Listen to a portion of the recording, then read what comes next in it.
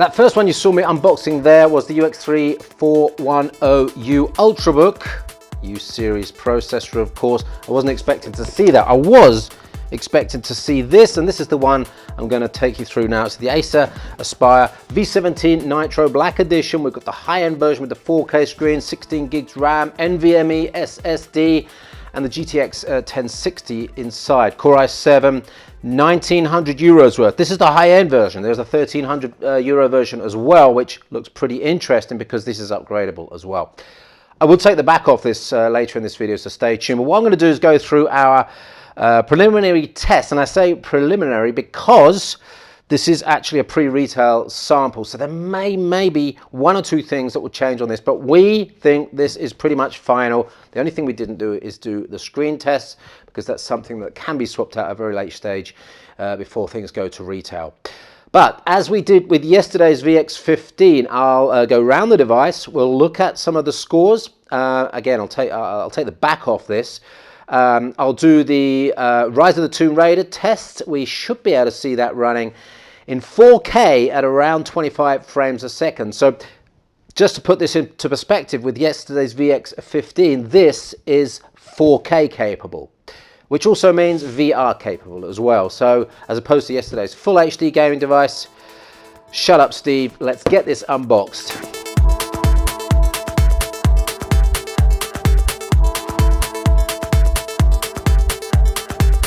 17-inch screen, full 4K resolution. Now, 1900 euros compared to 1300 euros that we had yesterday. What are the differences? 4K screen, NVMe drive. We've got the GTX 1060. We've got a fingerprint reader here. Lots more ports. We've got USB-C. In fact, let's just go around those ports now.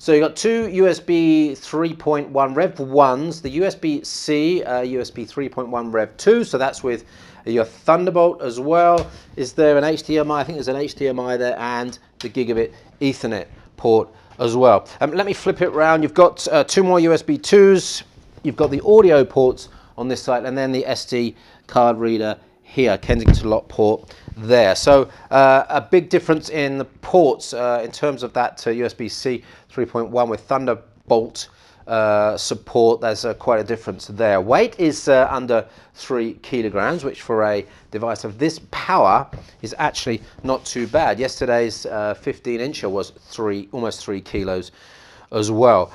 Plastic finish on the top, actually a rubberized finish on the bottom. It feels pretty good. It's actually freezing cold. It's only just been delivered by DHL, so I guess it's been sitting in the warehouse all night. So if I switch this on now, it could make it for an interesting YouTube video if it blows up.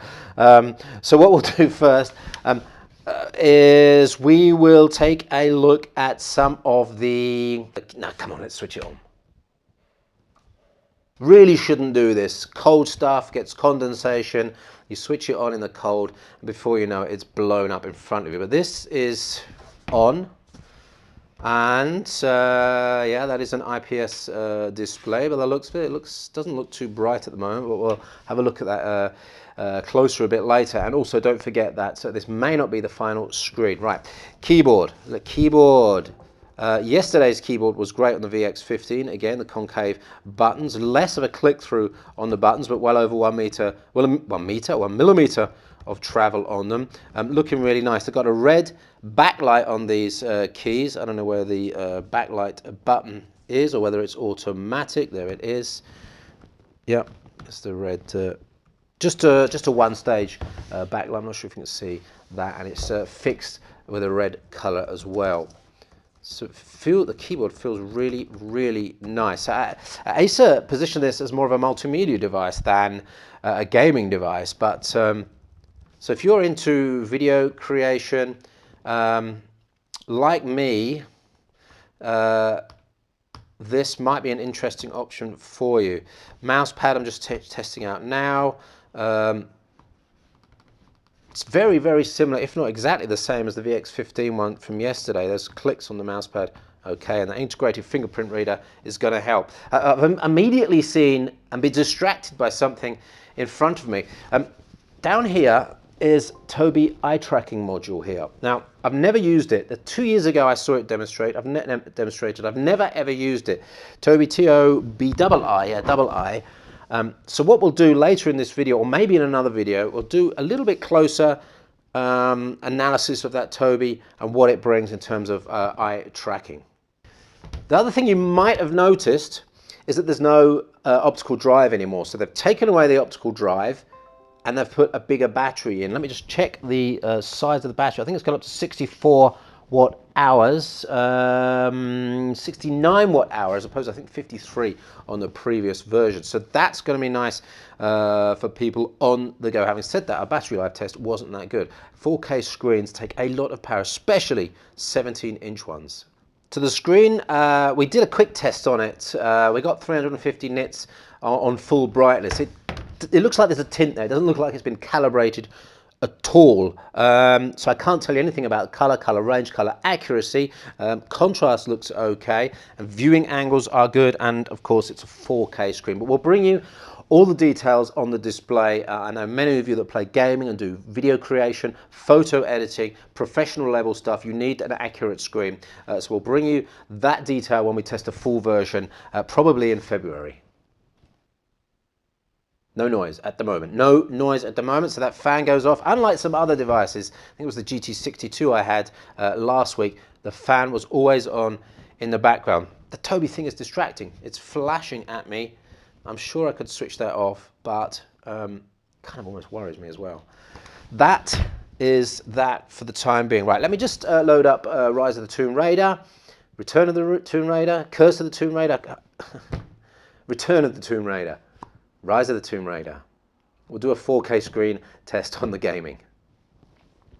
Right, well, as I load up Rise of the Tomb Raider, have a look at our test result there. You'll see it coming in with a 4K resolution at 24.9 frames a setting at the high preset level. So what that means is you'll have to knock down the settings slightly from high to medium for 4K gaming on that game, which is a very heavyweight game, by the way. Let's go to the full HD scores, and you'll see we got 62.8 frames a second out of it on full HD, full settings. So that's not just high settings, that's the full settings. Yesterday on the VX15 we got 43 frames a second, 46 frames a second on full HD high settings. So this is giving you a lot more graphics power, a lot more gaming power than the GTX 1050 Ti that we tested on the VX15 in the last video. Right, Tobii eye tracking off. I'm on battery power now. I'm having to record via an external frame grabber because the internal Windows game DVR device doesn't work with the settings I've chosen. So let's go back to the mountain peak. We're on full HD, high settings, battery power to start with. Then we go to mains, and then we'll do a 4K test after that. So there's 20 frames per second on battery there. We've got high performance mode. I'm going to put the mains power in now, and you'll see that's shot right up to 43 frames, 50 frames a second now. So this is on full HD high settings. Now let's go to very high settings. We'll go to the options, graphics, and go to very high. Got VSync off, remember.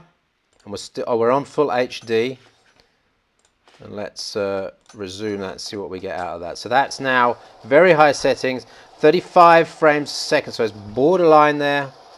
on my test, oh, we're up to 45 now.